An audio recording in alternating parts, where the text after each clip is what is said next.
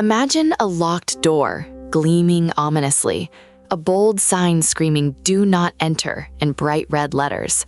What's the very first thing your mind does? It doesn't just imagine what lies beyond, it fixates on it, craves it with an almost primal intensity. This isn't mere curiosity, it's the ancient, paradoxical pull of the forbidden. Why do we, as humans, so often find our deepest desires ignited not by open invitation, but by explicit prohibition itself? Why does the wrong choice sometimes feel so intensely, irresistibly right? Today, we're not just asking these questions, we're unraveling the deep human wiring and complex cultural constructs that make the forbidden so potent.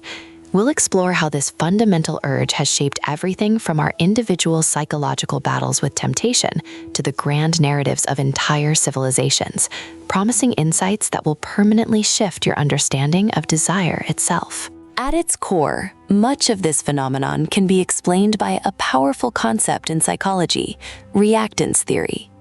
This theory posits that when our freedom to choose, think, or act is threatened or eliminated, we experience a strong motivational arousal. Our immediate, often unconscious reaction is a powerful urge to restore that lost freedom. Think about a child explicitly told, "Do not touch that cookie jar." Instantly, that mundane jar transforms into the most fascinating, most desirable object in their entire world. But this isn't merely childish rebellion, it's a fundamental, deeply ingrained aspect of human autonomy. This psychological mechanism isn't limited to simple rules. It plays out in far more complex and subtle ways, influencing our relationships, our consumption habits, and even our political choices, driving us toward whatever is deemed off-limits. Our wiring for forbidden desire isn't just a psychological quirk. It has deep evolutionary roots. Consider our ancient ancestors. In a world of survival, scarcity often signaled value, opportunity, or even danger. A rare resource, a difficult-to-obtain mate, a hidden territory. These weren't just objects. They carried a premium, demanding attention and effort. Our brains evolved to assign a higher perceived value to what is difficult to acquire, to what is, in essence, forbidden or out of reach.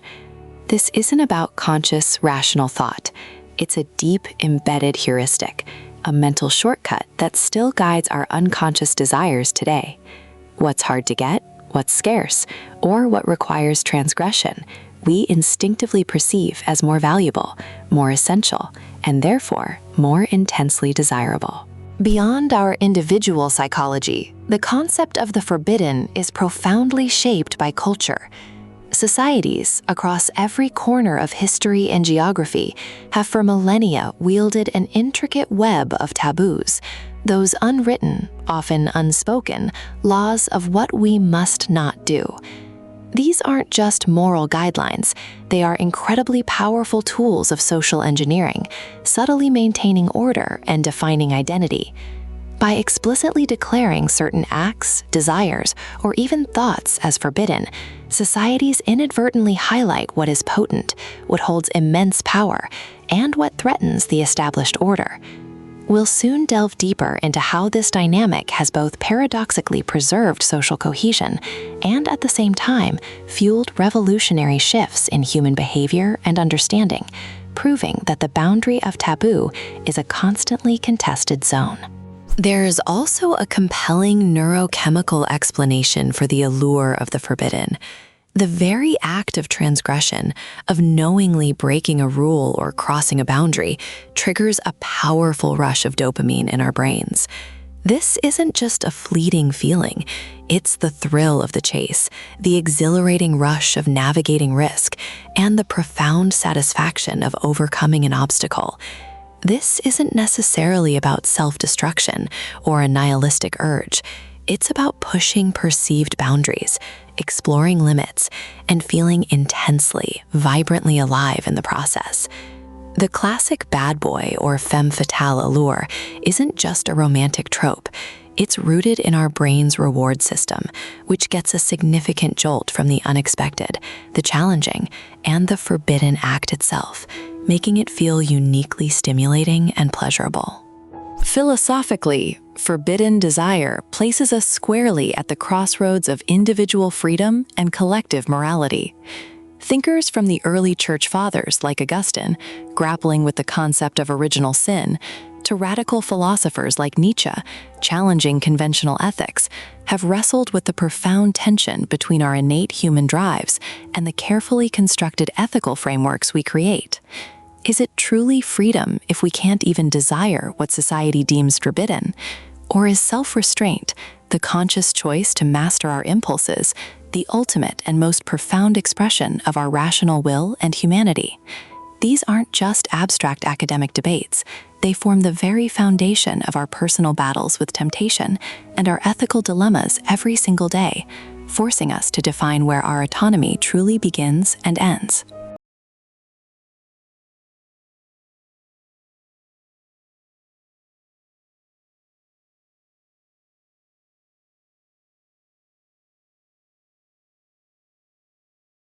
Often, what we culturally deem forbidden is intimately tied to the other, things, ideas, or even people perceived as outside our immediate social group, cultural norms, or comfort zone.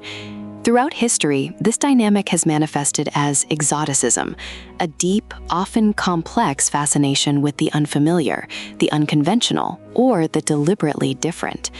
This fascination isn't always negative or malicious. It's a powerful interplay of profound curiosity, lingering prejudice, and a deeply human desire to transcend perceived personal or societal limitations.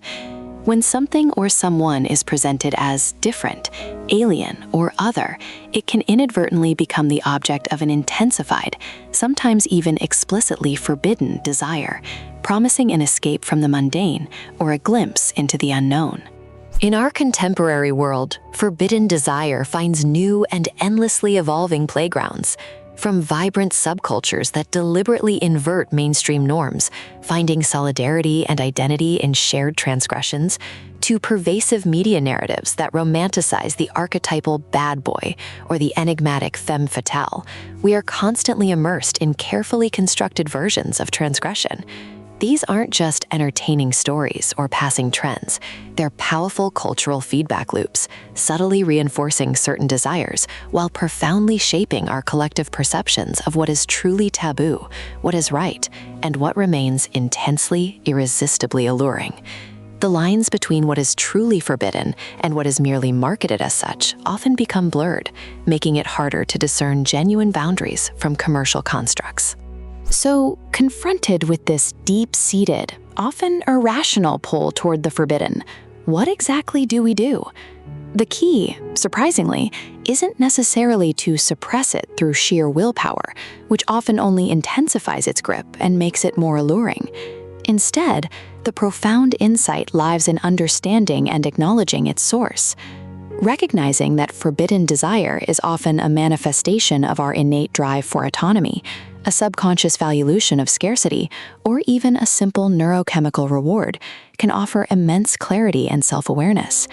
It empowers us to distinguish between a genuine, healthy desire that aligns with our values and a mere reactive pull towards a boundary.